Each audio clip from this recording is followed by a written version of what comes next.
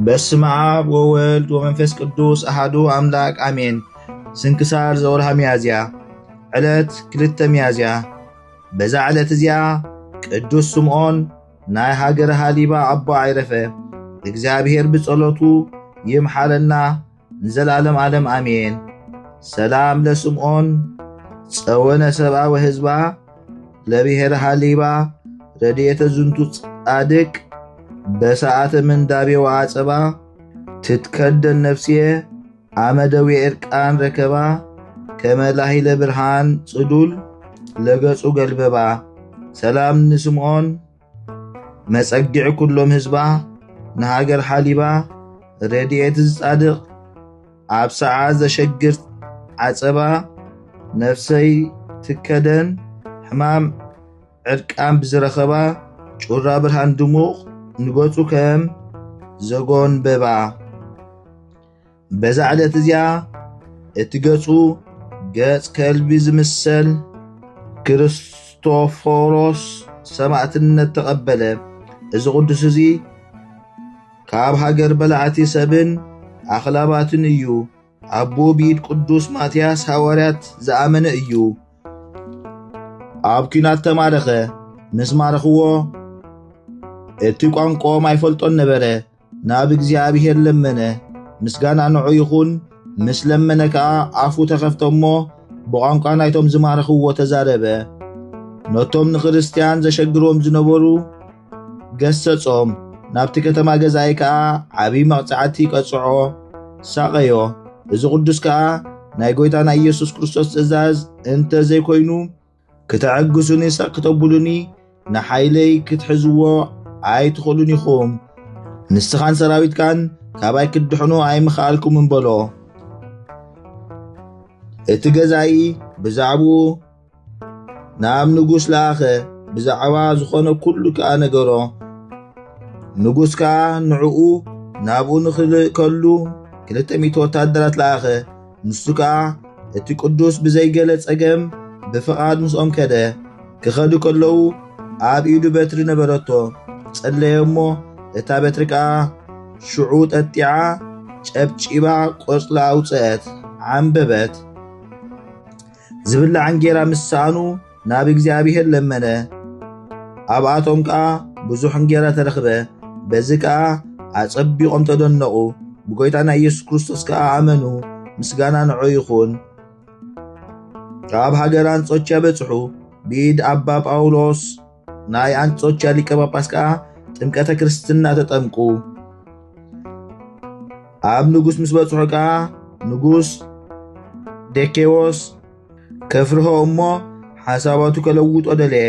እንተኾነ ኣብ እምነቱ ከለውጦ ኣይከኣለን። መሊሱ ድማ መልክዐን ኣዝየን ጽቡቓት ዝኾና 2 ኣመናዝር ኣንስቲ ናብኡ ሰደደን። እቲ ንጉስ ንሳተን ብሓጢኣት ምስአን ከውድቕኦ ይኽእላ እየን ኢሉ ሓሲቡ ነበረ። ንሱ ግና እቲ ቅዱስ ገሰጸን መሃረን እሞ ብጎይታና ኢየሱስ ክርስቶስ ኣመና። ምስጋና ንዑ ይኹን። ብኢዱ ተነሲሐን ሰማዕታት ኮና። ከምኡ ድማ እቶም 200 ወታደራት ኣብ ቅድሚ ንጉስ ብህያው ጎይታና ኢየሱስ ክርስቶስ ተኣመኑ። ንሱ ከዓ ኣራእሶም ብሰይፉ ክቖርጽዎም ኣዘዘ። ተሰይፎም ኣኽሊል ሰማዕትነት ናይ መንግሥተ ሰማያት ተቐበሉ። እዚ ቅዱስ ንጉስ ረገሞ። ንስኻ ተቐባሊ ግብሪ ሰይጣን ኢኻ፣ ሰፈሩካ ኢኻ በሎ። እቲ ንጉስ ተቖጥዐ። ኣብ ዓብዪ ቆራዕ ኣእትዮም ኣብ ትሕቲኡ ሓዊ ከኣጕድሉ ኣዘዘ። ከምኡ ገይሮም ድማ ሳቐይዎ። ንዕኡ ካብቲ መከራ ወላ ሓንቲ ኣይተንከፎን። ነቶም ሕዝቢ ግና መመሊሱ ይመሮም ነበረ። እቶም ነዚ ዝረኣዩ ከዓ ኣዝዮም ተደነቑ። ብጎይታና ኢየሱስ ክርስቶስ ከዓ ኣመኑ። ምስጋና ንዑ ይኹን። ናብታ ዘእተውዎ ቆራዕ ንኸውፅዎ ኢሎም ቀረቡ እሞ ንጉስ ግና ኣራእሶም ብሰይፊ ክቖርጽዎም ኣዘዘ። ተሰይፎም ድማ ኣኽሊል ሰማዕትነት ተቐበሉ። መሊሱ እዚ ንጉስ ንቅዱስ ክርስቶፎሮስ ኣብ ክሳዱ ዓብዪ እምኒ ሰቐለሉ። ኣብ ጉድጓድ ክድርብይዎ ኣዘዘ። ከምኡ ድማ ገበሩ። መላእኽቲ እግዚኣብሔር ከዓ ካብቲ ጉድጓድ ብጥዑዩ ብዘይገለ ጉድለት ኣውፅእዎ። ብምስቃዩ ምስ ደኸመ ርእሱ ብሰይፉ ክቆርጽዎ ኣዘዘ። ተሰይፉ ድማ ኣብ መንግሥተ ሰማያት ናይ ሰማዕትነት ኣኽሊል ተቐበለ። እግዚአብሔር ብጸሎቱ ይምሓረና ንዘለዓለም ዓለም ኣሜን። ሰላም ለክርስቶፎሮስ ዘተጸወወ በጸብ በውስጥ ሃገሩ ዝኣምነ በትምህርተ ማትያስ ረድ በህየ ተሰቅለ በእንተ ክርስቶስ እግዚእ ወሰላም ለእለሞቱ ምስሊሁ በስን ክልኤተ አንስት ወዓማዓት ሰብ ሰላም ንክርስቶፎርስ ዝተማረኸ ኣብ ኪናት ኣብ ውግእ ኣብ ሃገሩ ዝኣመነ በትምህርቲ ማትያስ ረድ እንሆ ተሰቂሉ ምእንቲ ክርስቶስ እግዚእ ሰላም ከዓ ነቶም ምስኡ ዝሞቱ ብሕብረት ብስምምዕ ክልተ አንስቲ ከምኡውን ኣማይት ሰብ በዛ ዕለት እዚኣ ንመላሊኤል ወዲ ቃይናን መዘከርቱ እያ። መላሊኤል 165 ዓመት ምስ ገበረ ንያሬድ ወለዶ። ድሕሪኡ ከዓ 730 ዓመት ገበረ። ኩሉ መዋል ህይወቱ 895 ዓመት ኮነ። ድሕሪዚ ብክልተ ሚያዝያ ብዕለት እሁድ ዓረፈ። ኣብ ቤት መዛግብቲ ተቐብረ። እግዚአብሔር ብጸሎቱ ይምሓረና ንዘለዓለም ዓለም ኣሜን።